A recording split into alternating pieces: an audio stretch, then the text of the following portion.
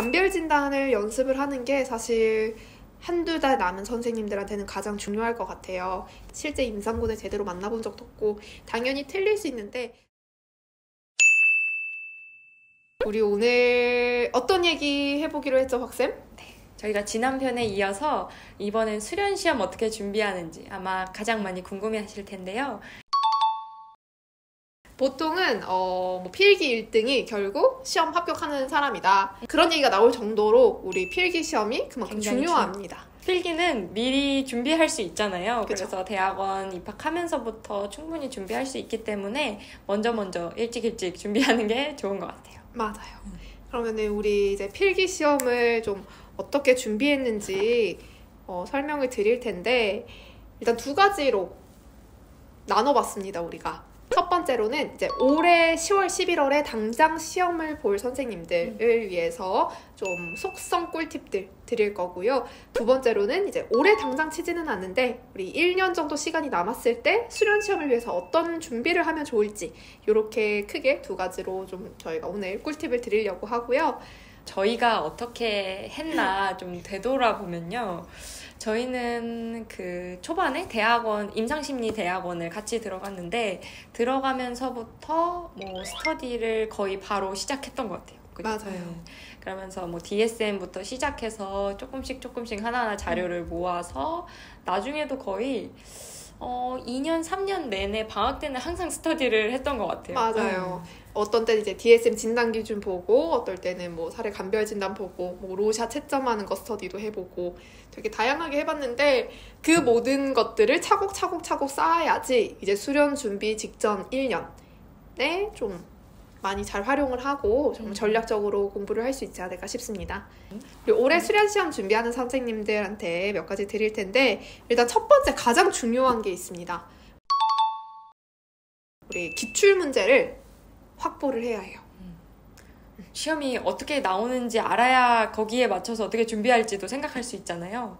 병원마다 스타일이 다른데 크게 보면은 첫 번째로는 객관식이 있을 것 같고 두 번째로 많이 나오는 건 또 진단 기준에서 빈칸 뚫고 하는 간단한 주관식도 있고 세 번째로 많이 나오는 거는 또 사례주고 감별 진단하는 거. 이 정도가 제일 많이 나오는 것 같아요. 맞아. 보통 이제 사례 주고 감별 진단하라 이런 거는 아예 정답이 없는 어떤 사례들을 아예 던져주는 거기 때문에 거기에 맞춰서 내가 아는 대로 정말 아는 대로 다 적어야 하거든요. 그래서 여기서 좀 가장 좀 갈리지 않나, 당락이 결정되지 않나 싶고 객관식으로 나오는 경우에는 DSM이나 이런 우리가 기본서들을 정말 디테일하게 살펴봐야 한다는 점. 맞아요. 그게 중요할 것 같아요. 그래서 하나 중요한 게 제가 기출문제를 확보하지 못한다고 하더라도 이제 수소문을 해서 이 병원에는 어떤 걸 좀 중요하게 생각을 한다더라. 이 병원은 뭐 정신병리의 기본을 중요하게 생각한다더라. 이 병원은 감별진단을 중요하게 생각한다더라. 이런 식으로 그 출제 경향성만 알아도 대비를 할 수 있으니까 그 경향성은 꼭 수소문을 해서라도 파악을 해 두시는 게 좋을 것 같고요. 각자 병원에서 어떤 식으로 출제가 되는지, 여기는 객관식 비중이 많은지, 여기는 사례를 주고 감별 진단하는 게 많은지 이것을 먼저 파악을 해놔야 그 병원에 맞춰서 내가 예상 그 질문도 뽑아볼 거고 거기에 맞춰서 이제 모범 답안도 만들어 볼 거고 이런 식으로 진행을 해야 할 것 같아요. 감별 진단을 연습을 하는 게 사실 한두 달 남은 선생님들한테는 가장 중요할 것 같아요.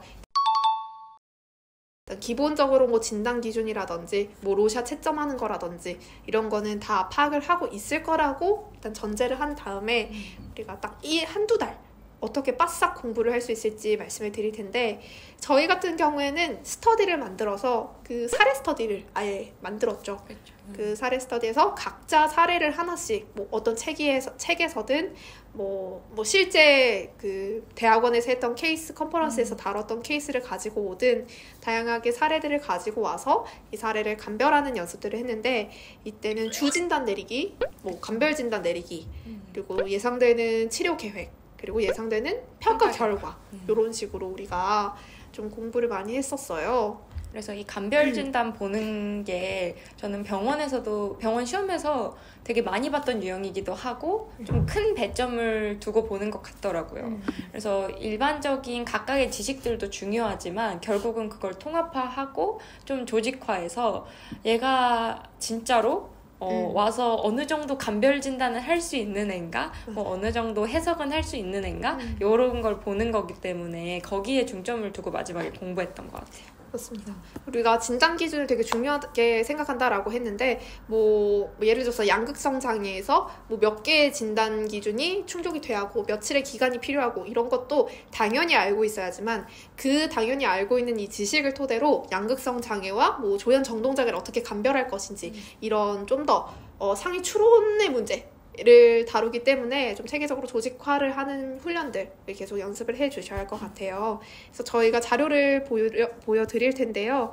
이 사례는 어떤 뭐 정답이 있어도 좋고 정답이 있지 않은 사례를 가지고 와서 우리가 최대한 어디까지를 진단으로 고려를 해야 하는지 이런 것들을 훈련을 할 수 있습니다. 그래서 각각 이제 기간이나 증상이나 어떤 것들이 있는지를 확인을 해보고 이것을 통해서 이제 조현병이고 퍼스트 에피소드의 컨티뉴어스한 장애다라는 식으로 우리가 주 진단을 내려보고 대신 우리가 감별을 어떤 거를 재했는지 봤을 때 망상장애가 있을 수도 있고 아니면 OCD인데 병식이 없어서 약간 망상처럼 보이는 그런 장애까지도 고려를 해볼 수 있었기 때문에 이런 식으로 이 두 개를 감별을 했고 그래서 결국 나는 이게 주진단인 것 같다 이런 식으로 설명을 하는 훈련들을 했었고요.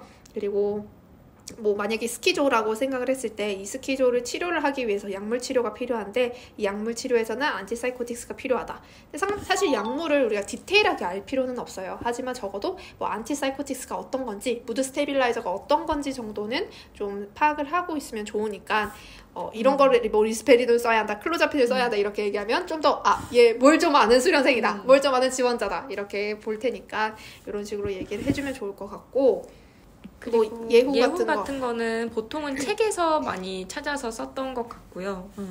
그래서 지속되는 거를 보니까 이제 만성적일 가능성이 높다. 그래서 얘는 continuous specifier를 붙였고 그래서 예후가 좋지 않을 것 같아서 이런 거에 대한 약물 치료가 필요하다. 뭐 2번 치료가 필요하다. 이런 식으로 제언을 할 수 있을 것 같아요. 그리고 평가 결과에서는 뭐 MMPI가 뭐 8, 9가 뜰 것 같다. 사실 이게 뭐 항상 뭐 스키조이기 때문에 8, 9가 뜬다. 이거는 아니지만 그래도 적어도 한 요런 느낌의 평가 결과가 나오지 않을까 정도로 우리가 추론을 해보는 거죠. 그래서 좀 전형적인 케이스라고 생각을 하고 평가 결과를 생각을 해주시면 될 것 같고 뭐 이제 지각적 왜곡이 있으니까 그 로샤에서도 뭐 X-%가 높을 것이다. 아니면은 뭐 웨이티드 썸 6가 높을 것이다. 이런 식으로 우리가 좀 추론을 해보는 훈련까지 하면 좋을 것 같습니다. 맞아요. 그리고 이런 식으로 이제 각자 스터디를 한다고 치면은 뭐 각자 내가 주진단은 뭐인 것 같은지 이렇게 생각을 해오고 마지막에 실제로는 어땠는지 보통은 그 사례집 같은 거 보면은 어떻게 진단이 나왔는지 좀 정답처럼 볼 수 있거든요. 그런 걸 참고해서 다 같이 보면서 치료 계획은 스키조는 이런 걸 하는구나, 스키조 예후는 어떻구나, 아니면은 뭐 MMPI에서는 어떤 식으로 나오는구나 라는 거를 하나씩 좀 서로 답을 공유해가면서 내가 모르는 부분을 채우면 좋을 것 같아요. 맞아요.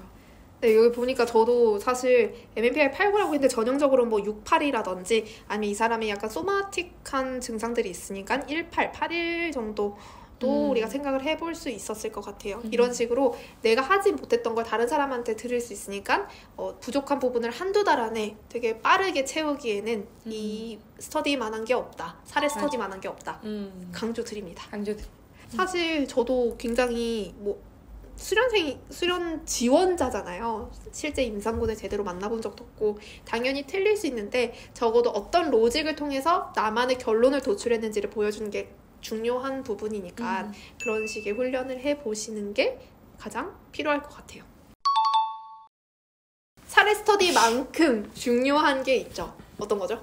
이게 우리가 병리 용어를 병원에서 쓰는 용어를 저희가 잘 모르잖아요. 근데 마음의 증상과 징후라는 굉장히 좋은 책이 있죠. 그쵸. 거기 보면은 병원에서 실제로 이 사람의 증상을 한 단어를 어떻게 표현하는지 가져오셨군요. 그리고 여기 마증징. 마증징이라고 부르는 여기에 다양한 뭐 사인들과 증상들이 나와 있으니까 이 용어를 외우는 것도 중요하고 실제로 시험에도 답답형으로 내기도 또 기술형으로 내기도 좋은 것 같아요. 네. 맞아요.